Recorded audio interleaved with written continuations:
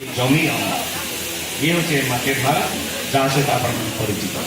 ଯେକୌଣସି ଖଟିକିଆ କି ପୁଞ୍ଜିପତିର ଭିତରେ ଏକ ଆକର୍ଷମୂଳକ କିମ୍ବା ଉଦ୍ଦେଶ୍ୟମୂଳକ ସମ୍ପର୍କ ନାହିଁ। ମୁଁ ତ କୋରାପୁଟ ନାମକରଣରେ ପଥରର ସମ୍ମିଶ୍ରଣ ରହିଛି। କୋରା ମାନେ କୁଆ ପଥର, ପୁଟ ମାନେ ଗ୍ରାମ। ତେଣୁ ପଥରର ଦେହରେ ଛାତି ମିଶାଇ ଚାଲିଥିବା ମଣିଷ ଏକ କୃଷି ପ୍ରଧାନ ଅଞ୍ଚଳର ମଣିଷ, ଯାହାକୁ ଆଧୁନିକତାରେ ଆଣି ଆମେ ଅନେକ ଆଲୋଚନା କରିଗଲେ। ହ୍ୟାଲୋ, ମୁଖ୍ୟ ସ୍ରୋତର କଥା କହିଗଲେ ବି ଆଜି ସେମାନେ ମୁଖ୍ୟ ଅପମାନ ହେଇସାରିଛନ୍ତି। ଶିଳ୍ପାୟନର କଥା ଯଦି ଆସେ, ଇମ୍ଫା, ସେବା, ମଙ୍ଗଳମ ଟିମ୍ବର এই অঞ্চଳରେ ରହିଛି। କୁଟୀର ଶିଳ୍ପ କାଁ ଭାଁ, ପାପଡ଼ାହାଣ୍ଡିରେ ଥିଲା ଚମଡ଼ା ଶିଳ୍ପ, ତାହାକୁ ପ୍ରାଧାନ୍ୟ ଦିଆଯାଇନି। ଦିଆଯାଇଛି ଇମ୍ଫାକୁ, ସେବାକୁ, ମଙ୍ଗଳମ ଟିମ୍ବରକୁ। ମଙ୍ଗଳମ ଟିମ୍ବର ହେଉଛି ବିର୍ଲା ଗ୍ରୁପ। ଇମ୍ଫା କଥା ମୁଁ କହିବି ନାହିଁ।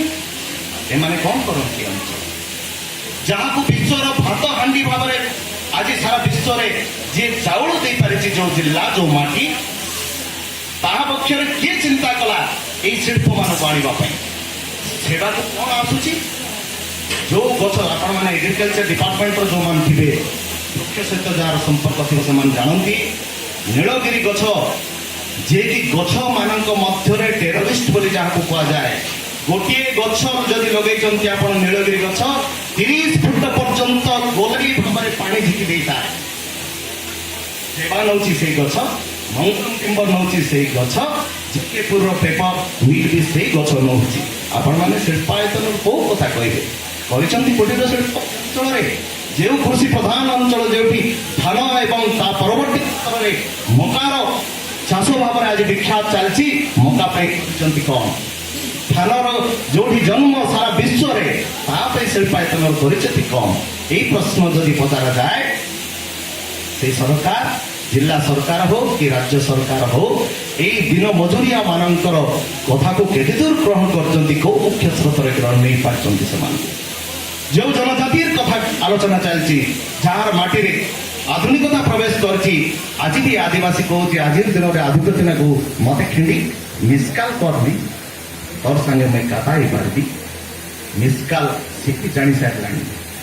ଆଉ ନାହିଁ ଲେଙ୍ଗୁଟି ବନାର କାହାଣୀ, ଟିକା କାନରେ ଲେଖିବା ଦୃଶ୍ୟ ଆପଣମାନେ ଆଉ ଦେଖିପାରୁନାହାନ୍ତି। କିନ୍ତୁ ତାଙ୍କ କଥା ନାନା ପ୍ରକାର ଆଲୋଚନାରେ ଆସୁଛି। ମେଣ୍ଟର କଥା ଯେଉଁ ଉଠୁଥିଲା, ସବୁ ସରକାରର ମେଣ୍ଟର ମାନେ ଏଠି ଉଭା ହେଲେନି। ବିଭିନ୍ନ ରାଜନୈତିକ, ବିଭିନ୍ନ ପୁଞ୍ଜିପାତି ମାନଙ୍କର ମେଣ୍ଟର ଏଠି ଅଛନ୍ତି। ସାହିତ୍ୟ କଥା ଛାଡ଼ନ୍ତୁ, ଅନ୍ତରର କଥା ଯେଉଁ ମାଟି ଚାହିଁଛି, ଯେଉଁ ମଣିଷ ତାର ଅନ୍ତର ସହିତ କଥା ବିପଦ ହେବାକୁ ଚାହୁଁଛି, ତା ପାଖରେ ଶିଳ୍ପ କରି ଆପଣ କରିଛନ୍ତି କ'ଣ? କୁଟୀର ଶିଳ୍ପ କରିଥାନ୍ତେ। ଆଜି ଯୋଉଗୁଡ଼ାକ ମୃତପାୟ ପାପଡ଼ାହାଣ୍ଡିର ଚମଡ଼ା ଶିଳ୍ପ ଦେଖନ୍ତୁ, ଚେଇନା କାହିଁକି ଉନ୍ନତି ନ କରିବ? ଘରେ ଘରେ ସିଏ ତାର କୁଟୀର ଶିଳ୍ପ କରିଛି। ଆସନ୍ତୁ ସୌନ୍ଦର୍ଯ୍ୟମୟ କୋରାପୁଟକୁ ଆପଣମାନେ ଯଦି ସୌନ୍ଦର୍ଯ୍ୟରେ ଅନୁଭବ କରିବାକୁ ଚାହାନ୍ତି, ତାହେଲେ ଏଠି ଶିଳ୍ପାୟତନ ଦିଅନ୍ତୁ କୁଟୀର ଶିଳ୍ପକୁ। ସିନା ଏ ରାଜନୈତିକ ଅଭିସନ୍ଧିମୂଳକ ରଖିଥିବା ଶିଳ୍ପାୟତନ ମାନଙ୍କୁ ବରିଷ୍ଠ ବିଶିଷ୍ଟ ଶିଳ୍ପମାନଙ୍କୁ ଆଣନ୍ତୁ ନାହିଁ, ଏ ମାଟିକୁ ଅପଭ୍ରଂଶ କରନ୍ତୁ ନାହିଁ। ମୋର ଏତିକି ମନ୍ତବ୍ୟ।